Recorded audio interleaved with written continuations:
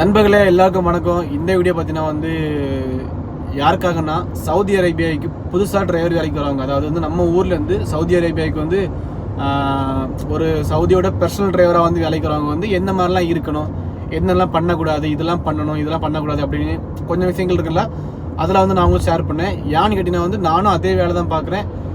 எனக்கு இதில் கொஞ்சம் அனுபவங்கள் ஒரு 3 வருஷமாக அனுபவங்கள் இருக்குது. ஸோ அதை நான் உங்களுக்கு வந்து ஷேர் பண்ணி தரேன். முக்கியமாக அதை பற்றி இந்த வீடியோ இருக்கப்போ ஸோ மறக்காமல் ஸ்கிப் பண்ணாமல் பாருங்கள். ஒவ்வொரு பாயிண்ட்டும் கரெக்டாக இருக்கும்னு நான் நம்புகிறேன். ஸோ வந்து மறக்காமல் லைக் பண்ணிட்டு பாருங்கள், சப்ஸ்கிரைப் பண்ணி பாருங்கள். வீடியோ ஆரம்பிக்கலாம். என்னன்னு பார்த்தீங்கன்னா வந்து நம்ம இப்போ வந்து ஒரு வெயிட்டி டிரைவ் வரணுங்களா, அதாவது நம்ம ஊரில் இருந்து ஒரு சவுதி அரேபியாவுக்கோ இல்லை வந்து எந்த ஒரு கல்ஃப் கண்ட்ரிக்கோ, முக்கியமாக நம்ம வந்து சவுதி எடுத்துக்கலாம். ஏன்னா சவுதியில் நான் வேலை பார்க்க எனக்கு அங்குள்ள மட்டும் தெரியும். இப்போ நம்ம இங்கே வரணும்னு வச்சுக்கலாம், நம்ம எப்படிலாம் இருக்கணும், இவங்ககிட்ட நம்ம எப்படி இருக்கணும், நம்ம ஒரு கார் எடுத்து ஒரு டியூட்டிக்கு போகிறோம்னா நம்ம வந்து என்ன பண்ணணும், எப்படி இருக்கணும், இதை பற்றி நான் உங்களுக்கு என்கிட்ட ஒரு 8 பாயிண்ட் இருக்குது. நான் அதை உங்களுக்கு வந்து தெளிவாக டீட்டெயிலாக சொல்லி தரேன். ஓகேங்களா? ஃபர்ஸ்ட் பார்த்தீங்கன்னா வந்து பர்சனல் டிசிப்ளின்.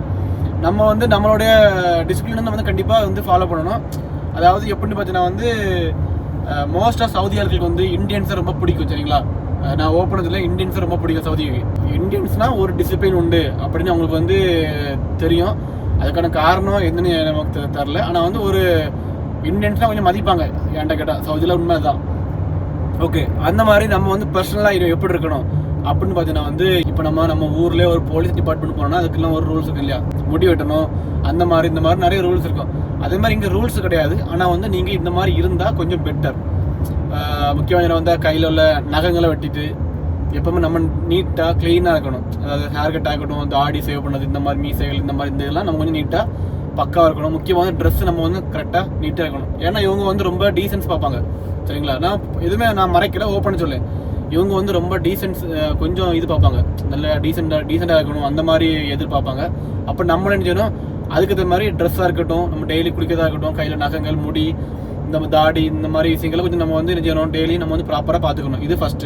செகண்ட் பார்த்தீங்கன்னா வந்து ஓனருக்கு நீங்கள் எப்பவுமே வந்து உண்மையாக இருங்க. அது வந்து நல்லது. அது இங்கே இல்லை, எல்லாருக்குமே வந்து எல்லா இடத்துலையுமே வந்து நம்ம ஒரு வேலை செய்யணும்னா அந்த ஓனருக்கு உண்மையாக இருங்க. அதில் இங்கே பார்த்தீங்கன்னா வந்து எப்படின்னா எப்படி சொல்றதுக்கு, இப்போ வந்து ஒரு காருக்கு டீசல் போடுறதா இருக்கட்டும், உங்களை வந்து கடைக்கு போக சொல்லுவாங்க, கடையில் போய் பொருள் வாங்க சொல்லுவாங்க, ஸ்நாக்ஸ் வாங்க சொல்லுவாங்க. அப்புறம் வந்து காருக்கு ஏதாச்சும் பிரச்சனை வந்துட்டுனா நீங்கள் வந்து வேலை பார்க்கறதுக்கு உங்களை போக சொல்லுவாங்க. இந்த மாதிரி வந்து அவங்க வந்து இன்வெஸ்ட் பண்ணி நீங்கள் போய் பார்க்கக்கூடிய வேலைக்கு எல்லாமே நீங்கள் ப்ராப்பராக பில்லு கொண்டு கொடுத்துருங்க. சில டிரைவர் வந்து எதுவுமே கொடுக்க மாட்டாங்க. புரிஞ்சுங்களா?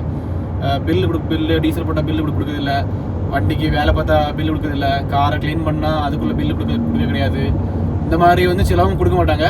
ஆனால் நான் இதெல்லாம் வந்து ஃபாலோ பண்ணி வந்தேன்.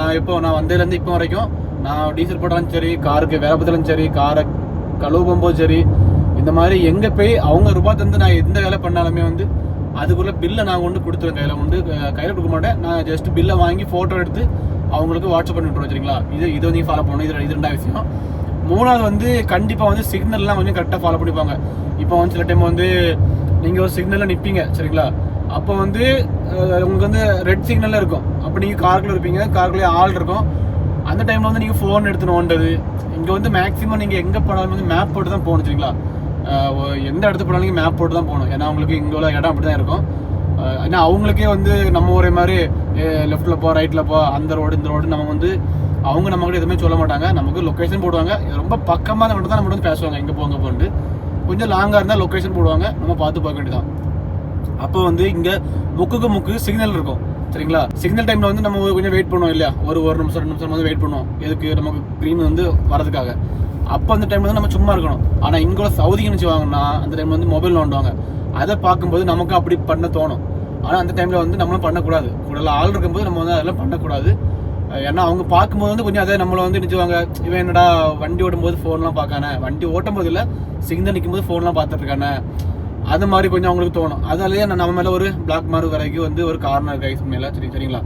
அப்புறம் 4வது விஷயம் பார்த்தீங்கன்னா வந்து இங்கே உள்ள ஆட்களை வந்து நம்ம வந்து ரொம்ப மதிக்கணும். சரிங்களா? மரியாதைன்னு பார்த்தீங்கன்னா வந்து நம்ம அடுத்தவங்களுக்கு வந்து தொந்தரவு இல்லாத வேலை நம்ம வந்து பண்ணக்கூடாது. அதாவது உதாரணத்துக்கு வந்து இப்போ நம்ம வந்து ஒரு கடை போய்ட்டு வரோம், நம்ம ஆப்போசிட்டில் வந்து பொண்ணுங்க வருவாங்க இல்லையா, அப்போ வந்து நம்ம அவங்கள வந்து பார்த்துட்டே போகிறது, அந்த மாதிரி நம்ம அவங்கள வந்து தொந்தரவு பண்ணக்கூடாது. ஏன்னா இங்கே வந்து நம்ம மட்டும் இருக்க மாட்டோம். நம்மளே மாதிரி பாகிஸ்தான் ஆள் இருக்கும், பெங்களாதேஷ் ஆள் இருக்கும், அப்புறம் வந்து பிலிப்பைன்ஸு, ஆப்கானிஸ்தான், இந்த மாதிரி நிறைய கண்ட்ரிக்கு ஆட்கள் இங்கே இருக்கும். ஸோ எல்லாருக்குமே நம்ம வந்து மரியாதை கொடுத்து பழகிக்கணும். இது வந்து பாயிண்ட் 4. அடுத்து வந்து பாயிண்ட் 5 கைஸ். இது பார்த்தீங்கன்னா வந்து ரொம்பவே முக்கியமான ஒரு விஷயம். இதை வந்து நீங்கள் பார்க்கும்போது என்னடா இப்படியும் இருக்கான்னு நீங்கள் நினைப்பீங்க. ஆனால் இப்படி தான் நடக்கும். என்னன்னு பார்த்தீங்கன்னா வந்து நீங்கள் வந்து ஹார்ன் நீங்கள் அடிக்கக்கூடாது கைஸ், சரிங்களா? ஹார்ன் வந்து எப்போ அடிக்கணும்னு கேட்டிங்கன்னா வந்து இப்போ ஒரு சிக்னலில் நிற்கும் போது, சிக்னல் வந்து ரெட்டில் நீங்கள் நிற்கிறிய, நீங்கள் வந்து க்ரீன் மாறிட்டுனா அப்போ வண்டி மூவ் பண்ணாமல் இருந்தால் நீங்கள் வந்து ஹார்ன் அடிக்கலாம். ஒரு 2 ஹார்ன் பான்னு அடிச்சு விடலாம். மற்றபடி நீங்கள் லோக்கல் நீங்கள் வந்து ஸ்ட்ரீட்டுக்கு இடம் சுற்றும் போது, அதாவது சவுதி அரேபியா அந்த ஊருக்குள்ளே சுத்தமாக போகும் தெரியுமா, ஸ்ட்ரீட்டுக்குள்ளே, அந்த மாதிரிலாம் இடத்துல நீங்கள் வந்து சுற்றும் போது, அதாவது நீங்கள் ஸ்ட்ரீட்டுக்கு இடம் சுற்றிட்டு இருக்கும்போது வந்து நீங்கள் வந்து ஹார்ன் அடிக்கக்கூடாது, புரிஞ்சுங்களா? நீங்கள் ஹார்ன் அடிச்சிங்கன்னா உங்களை அங்குள்ள ஆட்கள் வந்து பார்த்தாங்கன்னா இப்போ யாரடா மண்டையில் அறிவு இல்லையா, மூக்கு மாஃபியா அப்படிங்க, மூக்கு மாஃபியா மூளை இல்லையாங்க, அந்த மாதிரி வந்து சொல்லுவாங்க. ஏன்னா இங்கே வந்து ஹார்ன் அடிக்கக்கூடாது. தெருக்களுக்குலாம் போகும்போது ஹார்ன் நம்ம பாம்பான்னு ஓயமானு சொல்லி அடிக்கக்கூடாது. இது பாயிண்ட் 5. நீங்கள் இதை ரொம்பவே ஃபாலோ பண்ணணும். இது நமக்கே கொஞ்சம் காமெடியாக இருக்கும். ஏன்னா நம்ம ஊரில் நம்ம ஃபுல்லாக ஹார்ன் அடிப்போம், ஒவ்வொரு முக்கான நம்ம ஹார்ன் அடிச்சு வைப்போம். ஆனால் இங்கே அப்படி கிடையாது. இங்கே ஹார்ன் அடிக்கக்கூடாது, சரிங்களா? ஹார்ன் அடிக்கணும். அது எங்கே அடிக்கணும்னா இந்த மாதிரி சிக்னல் நிற்கும் மட்டும் தான் அடிக்கணும். அதுவும் வந்து ஒரு பாம்பா தான் முடிஞ்சு. அதுக்கு நீ வந்து ஓவராக வந்து அடிச்சிருக்கக்கூடாது. அடுத்த வந்து பாயிண்ட் வந்து 6 பார்த்தினா வந்து எப்படி என்ன சொல்கிறதுக்கு, கார் ஓட்டும்போது வந்து மொபைல் யூஸ் பண்ணாதுங்க. சேம் தான், அதுக்கு முன்னாடி சொல்லியிருந்தேன். அந்த மொபைல் வந்து யூஸ் பண்ணாங்க. கார் ஓட்டும்போது ஆகட்டும் சரி, சிக்னலில் நிற்கும் போது யூஸ் பண்ணாலும் சரி, மொபைல் யூஸ் பண்ணாதுங்க. அதுக்கப்புறம் வந்து சீட் பெல்ட் கண்டிப்பாக போடுங்க. நீங்கள் காரில் யாருனதுக்கப்புறம் நீங்கள் வந்து காரை ஷார்ட் பண்ணீங்களோ, ஏசி போட்டிங்களோ இல்லையோ, சீட் பெல்ட்டை மறக்காமல் போடுங்க. அது யான்னு கேட்டிங்கன்னா வந்து உங்களுக்கு சேஃப்டியும் கூட. அதுவும் மேலே வந்து பார்த்தீங்கன்னா வந்து உங்களுக்கு ஃபைன் கிடைக்காம இருக்கும், சரிங்களா? அது இல்லாமல் இங்கே கார் வந்து நல்ல ஆக்சிடென்ட் ஆகும். அது நான் உண்மை சொல்கிறேன். கார் வந்து இங்கே ஆக்சிடென்ட் அதிகமாக ஆக வாய்ப்பு உண்டு. அதனால் வந்து சீட் பெல்ட்டு போட்டுங்க. அது உங்கள் சேஃப்டி. தென் வந்து ஃபைன்லேருந்து கொஞ்சம் தப்பிப்பீங்க. ஏன்னா ஃபைன்னா சும்மா கிடையாது. ஒரு எப்படி எதுனா ஒரு 6000 ரூபாய் 7000 ரூபாய் ஃபைனே வந்துடும், சரிங்களா? அடுத்து பார்த்தீங்கன்னா வந்து பாயிண்ட் 7 டைமிங். நம்ம வந்து எப்போவுமே டைமிங் வந்து கீப் பண்ணுங்க. இப்போ வந்து நம்ம வந்து கம்பெனி போகிறீங்களா, கம்பெனி வேலைக்கு வந்து என்ன சொல்லிக்கு வந்து ஒரு 8 ஹவர் 10 ஹவர் டியூட்டி இருக்கும். அப்புறம் நமக்கு ஃப்ரீ இந்த மாதிரி தான் நம்ம வந்து இணைச்சிடலாம். வேலை முடிஞ்சிட்டா நம்ம வேலையை பார்த்துட்டு திரும்ப அடுத்த எதாவது பண்ணால் போகலாம், வெளியே போகலாம், எங்கே வேணாலும் போகலாம். கம்பெனி வேலைக்கு போனால் வேலையை முடிச்சுட்டு, அதாவது டைமிங் வேலையை முடிச்சுட்டு. ஆனால் நம்ம வந்து வீட்டு வேலையில் வந்து அப்படி கிடையாது செய்யாது. என்ன சொல்கிறதுக்கு, நீங்கள் காலைல வந்து 6 மணிக்கு வந்து டியூட்டி போவீங்க, மதரசா டியூட்டிக்கு வந்து நீங்கள் ரெடியாகி போவீங்க. அப்போ நீங்கள் 6 மணிக்கு மொழிக்கே தான் திரும்ப வந்து நீங்கள் வந்து எப்போ படுப்பீங்கன்னா, எப்படி பார்த்தாலும் வந்து 12 மணி இல்லை வந்து 1 மணி அந்த டைமில் அவங்களுக்கு வந்து கண்டிப்பாக ஆகிரும். ஏன்னா வந்து அவ்வளோ நேரத்தில் வந்து அவங்க வெளியெல்லாம் போவாங்க, அப்பப்போ போவாங்க. நீங்கள் வந்து தூங்கலான்னு நினைப்பீங்க, ஆனால் வந்து அவங்க அப்போ தான் வெளியே எங்கேயாச்சும் போவாங்க. வீட்டில் ஆட்கள் அதிகம் இருந்தால் அவங்களுக்கு அந்த மாதிரி தான் வேலைகள் இருக்கும். இல்லை கம்மி ஆட்கள் தான் இருக்குது, 2 பேர் தான் 3 பேர் தான் வீட்டில் ஆள் இருக்காங்க அப்படின்னா வந்து உங்களுக்கு வந்து டைமிங் தெரிஞ்சிடும். ஒரு 2-3 மாதத்துல வந்து உங்களுக்கு பழகிறோம். அப்போ வந்து டைமிங் தெரிஞ்சிடும். நம்ம வீட்டில் ஆட்கள் வந்து இவ்வளோ நேரம் தான் வந்து வெளியே போவாங்க அப்படின்னு உங்களுக்கு வந்து புரிஞ்சிடும். அப்போ நீங்கள் அதை கனெக்ட் பண்ணி நீங்கள் வந்து உங்களுக்கு ஏற்ற டைம் வந்து நீங்கள் வந்து சூஸ் பண்ணிக்கலாம். இதுவும் நீங்கள் வந்து தெரிஞ்சுக்கணும். பாயிண்ட் 8 பார்த்தீங்கன்னா வந்து கார்லாம் வந்து நம்ம க்ளீனாக வைக்கணும் கைஸ் எப்போவுமே. இப்போ சில வீட்டில் வந்து நம்மளை தான் காரை கழுவ சொல்லுவாங்க, சில வீட்டில் வந்து கடலை விட்டு கழுவ சொல்லுவாங்க. அது ஒவ்வொரு ஆட்களை மனசை பொறுத்து, சரிங்களா? இப்போ நம்ம தான் காரை கழுவோம்னா நம்ம வந்து காரை வாரத்தில் ஒரு டைமோ 2 டைமோ அந்த காரோட இதை பார்த்து கழுவி வைக்கணும். அப்புறம் வந்து உள்ள அடியில் வந்து நம்ம டெய்லியும் காலைல டியூட்டி போகும்போது ஒரு துணின்னு வச்சு லைட்டாக அங்கே இங்கே தொடச்சி அப்படி கொஞ்சம் காரை நம்ம வந்து நீட்டாக வச்சுக்கணும். இந்த மாதிரிலாம் வைக்கும்போது வந்து நமக்கு அவங்களுக்கு கொஞ்சம் நம்மள கொஞ்சம் ஒரு ஈர்ப்பு வரும். ஒரு சரி ஓகே பையன் வந்து நம்ம சொல்லாமல் எல்லா வேலையுமே செய்யானே, கொஞ்சம் நீட்டாக இருக்கானே, அந்த மாதிரி வந்து கொஞ்சம் தோணும் அவங்க மனசுக்குள்ள. ஸோ இந்த மாதிரி கொஞ்சம் ஒரு முக்கியமான விஷயங்களை வந்து நீங்கள் வந்து செய்யறதுக்கு ஃபாலோ பண்ணுங்க. இவ்வளோ தான், வேற எதுவுமே கிடையாது. அப்புறம் வந்து காருக்குள்ள ஆள் இருக்கும்போது நம்ம வந்து ஒரு ரோட்டில் போகிறோம்னீங்களா, இப்போ வந்து மெயினில் போனால் இந்த மாதிரி கிராசிங் வால்க்கு வந்து இருக்காது. இதே நீங்கள் வந்து ஒரு ஹாஸ்பிட்டலோ இல்லை வந்து சின்ன சின்ன இடங்களுக்கு போகும்போது இந்த மாதிரி கிராசிங் வால்க்கு மாதிரி சொல்லிட்டு ஒரு லைன் மாதிரி நம்ம ஜீப்ரா மாதிரி இருக்கணுங்களா, ஜீப்ரா தான் அது இருக்கணுங்களா.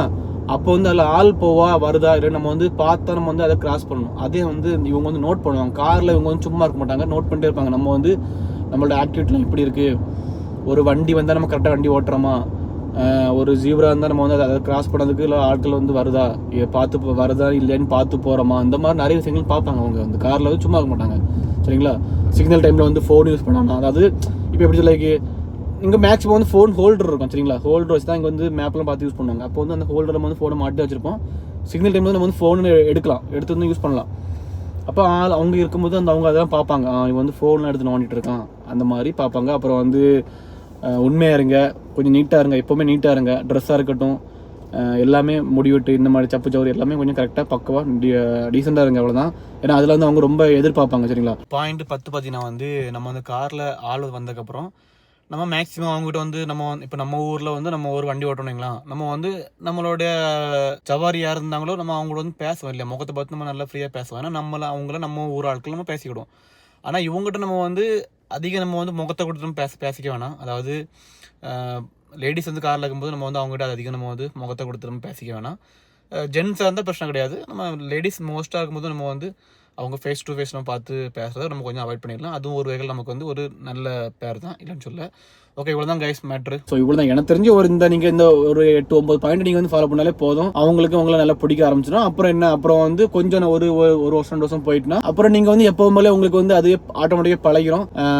பின்ன வந்து உங்களுக்கு வந்து எப்படி சொல்லுறதுக்கு, அவங்களும் உங்கள்கிட்ட நல்லா பழக ஆரம்பிச்சிடுவாங்க. வேற ஒரு ஆள்கிட்ட பேசி பண்ண மாதிரி உங்களுக்கு தெரியாது. உங்களுக்கு எப்பவும் போல காமனாக இருக்கும். ஸோ இவ்வளோ தான் நீங்கள் வந்து ஃபாலோ பண்ணணும். இந்த 9 பாயிண்ட் நீங்கள் வந்து ஃபாலோ பண்ணாலே போதும். உங்களுக்கு மேக்ஸிமம் அவங்களுக்கு பிடிச்சிடும், உங்களுக்கு பிடிச்சிடும். இவ்வளோ தான் மேட்ரு, வேறு எதுவுமே கிடையாது. இது வந்து புதுசாக வரவங்க வந்து கண்டிப்பாக வந்து ஃபாலோ பண்ணுங்க, ரொம்பவே நல்லா தான் இருக்கும். இதுதான் உங்களுக்குமே ஒரு நல்ல பாயிண்ட். உங்களுக்கு எந்த பிளாக் மார்க் இல்லாமல் நீங்கள் வந்து இருக்கலாம். வேற ஒன்றும் இல்லை கைஸ், நம்ம வந்து அடுத்த ஒரு வீடியோவில் நம்ம வந்து இன்னொரு பற்றி பேசலாம். இப்போ இந்த வீடியோ முடிச்சுக்கலாம். வீடியோ பிடிச்சிருந்தா ஒரு லைக் பண்ணி கமெண்ட்டை போடுங்க. எல்லாருக்கும் பாய், டாட்டா, சேஃபாக இருங்க, வணக்கம்.